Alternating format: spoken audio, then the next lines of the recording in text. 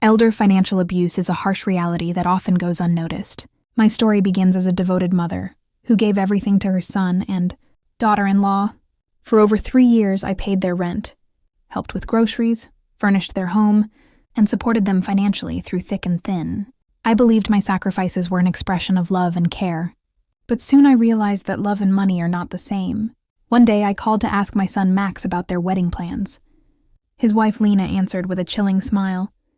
"We already got married yesterday. We only invited special people." Those words felt like a stab to my heart. After all the support I gave, I wasn't special enough to be part of their most important day. I had bought Lena's wedding dress, planned the gifts, and even cleaned my house in anticipation. But none of that mattered. Later, I saw the pictures on social media. Lena's parents and siblings celebrated, but I was absent. The cold truth hit me. I was an invisible provider. Then the calls started again, this time for money. The rent was overdue. The landlord was threatening eviction. I had been supporting them blindly, but now I realized I was being used. I decided to put my foot down. I told Lena calmly, "I only help special people." Silence followed on the other end. For once, it wasn't me begging. It was them pleading.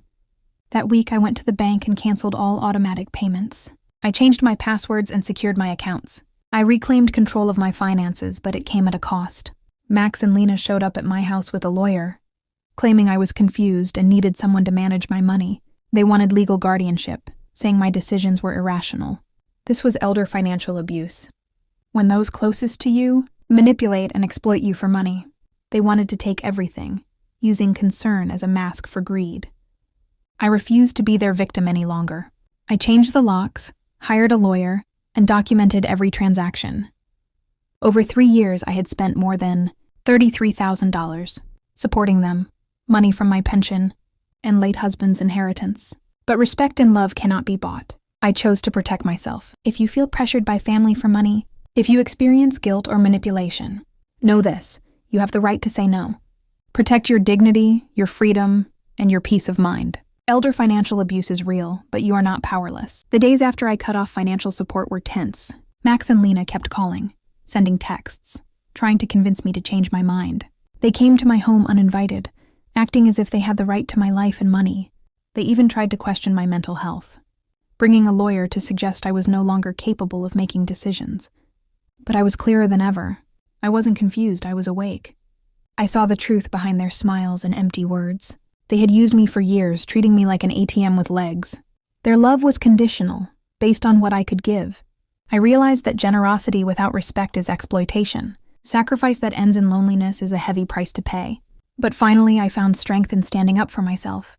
I locked my doors, installed security cameras, and made sure my finances were out of reach. I sought legal advice to protect my assets and update my will. It was time to live for me, not for others' selfish demands. This experience opened my eyes to a hidden form of abuse that many elderly face: family members who manipulate with guilt, pressure with money, and threaten independence. It's a silent crisis that often goes unreported. To anyone out there feeling used or drained, please speak up. Reach out to trusted friends, legal advisors, or support groups. You deserve respect and freedom. It's never too late to take back control of your life and finances. Remember, real love doesn't cost you your peace. True family respects your boundaries and values your independence. In the quiet moments after all the chaos, I found a new sense of freedom. The silence in my home was no longer lonely. It was peaceful. I had reclaimed my life from those who saw me as a resource rather than a person. I started to focus on myself, my hobbies, my health, and my happiness. The weight of years of giving without receiving slowly lifted. I learned to say no without guilt, to protect my heart and my wallet. Elder financial abuse is a crime that affects countless people worldwide. It can be hard to recognize when it comes from loved ones, but awareness is the first step to prevention. If you or someone you know is facing similar challenges, remember you are not alone. Help is available, and there is strength in standing up for your rights. No one should ever make you feel invisible or worthless because of money. Your dignity is priceless, and your freedom is non-negotiable. This is my story, a story of betrayal, pain, and ultimately empowerment. I hope it inspires others to protect themselves and find their voice.